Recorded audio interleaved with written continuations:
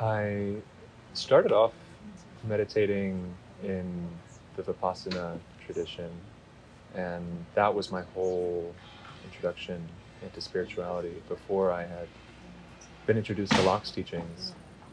And Vipassana was great for me, but like a lot of others, I found myself stuck in having to go through a long meditative process in order to arrive at this peaceful, open-hearted, seemingly more natural place of being.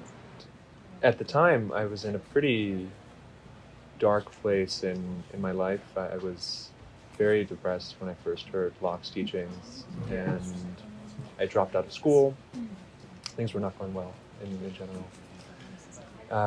And I got a lot of value just from that one conversation of Locke talking and explaining how he arrived at these teachings. And so I decided to come to Omega's retreat last year where he was teaching, and that was just wonderful.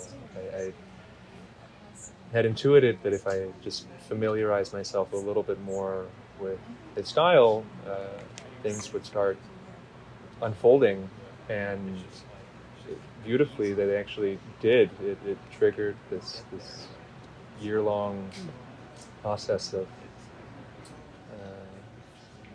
beginning to awaken and